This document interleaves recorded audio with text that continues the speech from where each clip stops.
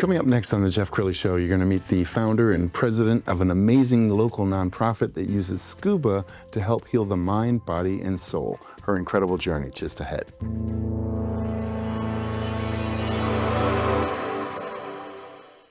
Many are predicting that the worst is yet to come, which is unfortunate, said one person here.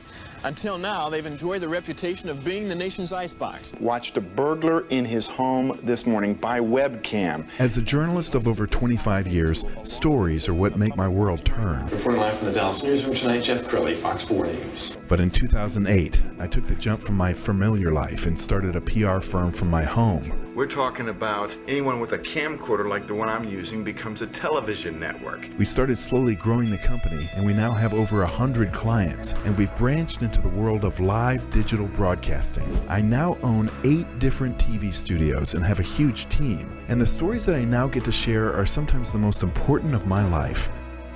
Life has a funny way of coming around full circle. This is the Jeff Crilley Show. I love to feature nonprofits on the show because I always learn so much. And Kari-Ann Melendez is in the studio right now. She is the founder and president of Adaptable Foundation. Thanks for coming on the show. Thank you for having me. All right, so tell us how you use scuba to help heal the mind, body, and soul. It's really a 3D sport for everybody. And when you get into the adaptive kind of sports, it's definitely got even more benefits. When you get in the water and you get neutrally buoyant, there's a freedom to that you and I would experience. Yet someone who maybe uses a wheelchair 24/7, basically, they're either laying in the bed or in their wheelchair, to be able to get into the water and be neutrally buoyant and have the freedom to move their body in ways that gravity doesn't allow is absolutely mind-blowing, right? Yes. And then you get the folks with maybe cognitive, could be PTSD, developmental delays, these kinds of things. They also have that same freedom. Yes. And it's like a weighted blanket. So for our folks on the spectrum that need that help from the distractions and such underwater, it's not quiet, but the distractions are different. So we can help with the physical body and the mental. And to me, it's definitely spiritual as well when you get out in the ocean with the coral reef and the fish and the manta rays, and it's just... Well, and you proudly served our country. Tell us a little bit about your military career. I did. Well, it was kind of short. I enlisted straight out of high school at 17 in 4 days, and ended up with a failed knee surgery while I was in the Navy, and so that put me out on a disability. But my education was in advanced electronics and working on cryptographic equipment. And so when that didn't continue to pan out, I learned that one should always have Plan B, which I didn't have. But at the time, President Reagan had just fired all the controllers, and so I was looking for a job, and so I got hired on as an air traffic controller for my big girl career. Yes. All right, we're going to pull up your website, and as we scroll down the website, can you describe a typical client, member, a participant? You know, it's so interesting. So we help people age 10 and up with disabilities to explore and adventure and have independence.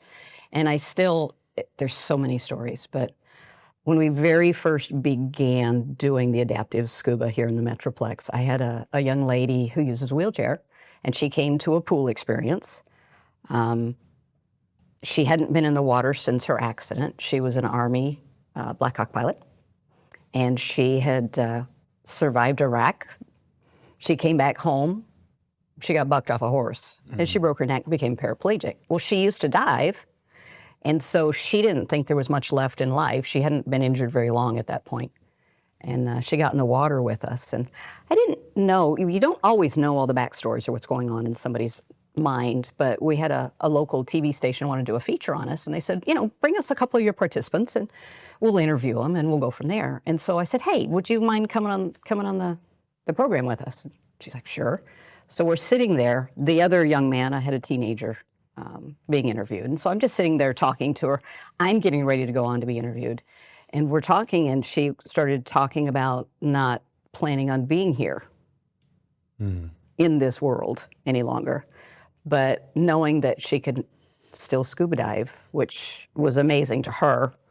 gave her hope. And she's still with us, and she's part of the organization, and she's absolutely fabulous. I didn't anticipate the impact in many ways. I really didn't anticipate we dive with a lot of youth. And sometimes physical conditions deteriorate. And so I hadn't anticipated it's kind of heartbreaking, it is. But you start scuba diving with, these young people and their families, and then their condition deteriorates, and so you adjust and you adapt with the gear and your different things. And in some cases, that, the time is coming, but we get the opportunity to help that family dive with their child and keep those memories forever. Yes. We know what's coming. It gives me chills, but we can have that impact with the team of trained divers that we use. Mm. Well, you've gotten a lot of accolades from the media, but there is a highlight, and I want to set up this clip before we roll it. So one day, Bob Phillips, the great, Texas country reporter, calls you. Yes, out of the blue. Tell us that story.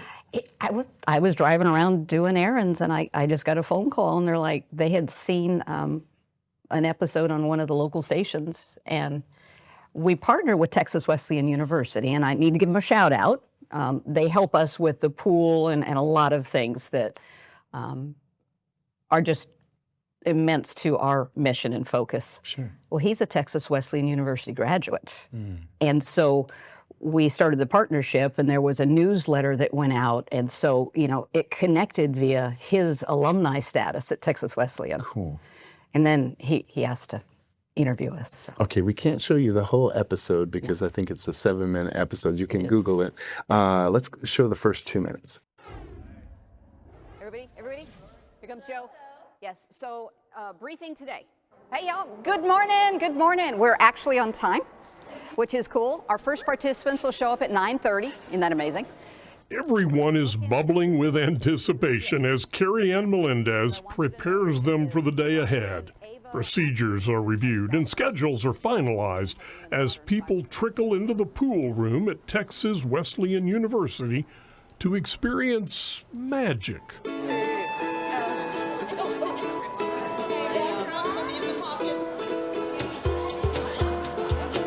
We're Adaptable Foundation. But what it is adapt-able, because we bring the adaptive and the able-bodied communities together to experience the magic of scuba. And it is magic, right?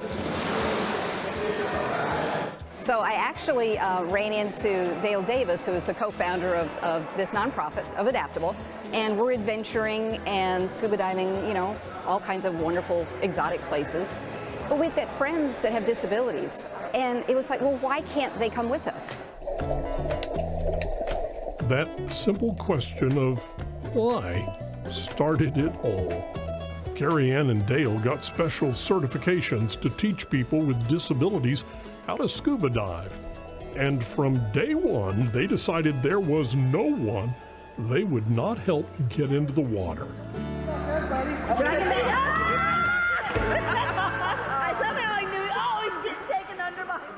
So I usually have our folks with cognitive challenges in the mornings.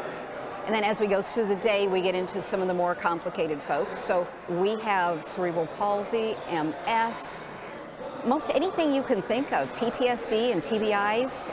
We've never said no. No, we've had blind, we've had deaf, we've had missing limbs. We had a double arm amputee. He was fun. So beautiful. And you were telling me before the show that was Bob Phillips' last piece? The last piece that they aired was the piece that we were in. Wow. Over a year after they actually did the interview. I was honored to be kept for his finale, basically. Yes. Kari-Ann, I know you have some exciting news. Could you share it? Yes, we do. 2026 is going to be such a fabulous year for this nonprofit. We're partnering with the Wounded Warrior Project. I got a phone call out of DC last fall going, we don't do adaptive scuba and we'd like to, and could you help us? So we have actually got a trip planned to Key Largo, Florida the second week in July, and I've got 11 Wounded Warriors, disabled veterans that we're able to get in the water. We're very excited about that. And we're doing that the week after our youth camp. This will be our third annual youth camp. It's called Yes, Youth Experiencing Scuba. And it's yes because too many times they hear no. They hear no for so many things. So we have the Yes Camp, and we were blessed this year to get a Christopher and Dana Reeves Foundation grant to help support our Yes Camp. So Superman is supporting our youth camp, and I think that is absolutely spot on. And we've started, this will be our second year partnering with Thin Blue Dive, and it's a nonprofit supporting law enforcement and first responders. So in August, again this year, we did it last year in August, we're anticipating getting 30 active duty law enforcement firefighters and first responders in the water to experience scuba, because like we talked about mentally, you know, there's a lot of benefits, and our active duty first responders may or may not tell you that they've got any PTSD, but you know, it's good to have an outlet and an experience and something to talk about other than their work, which is pretty stressful. So I'm pretty excited about helping out the community in that way as well. So in addition to the normal trips and pool experiences, we've added those in this year. We have about a minute left, and I know you're a nonprofit, so look into the camera on the left and tell people how they can come alongside you. You know, if you're a scuba diver, we welcome volunteers. If you're not a scuba diver, you can become one, or you can still come out and help. We have a lot of activities that can be done by somebody who's not a scuba diver. We can always use help financially. We're 100% volunteer, nonprofit. Nobody gets paid for anything. We donate our time and our experience and our gear, and the money helps then support all of the other things that need to be taken care of. Could always use social media experts and other skills like that. So, you know, if you don't have money to donate, you can donate your skills and your time, and that's very valuable. And we appreciate everybody and everything. Amen. We're going to end with her website, which again is adapt-ablefoundation.org. The great Kari-Ann Melendez. Thanks for coming on the show. Thank you, Jeff. I appreciate it. That's it for now. We'll see you next time.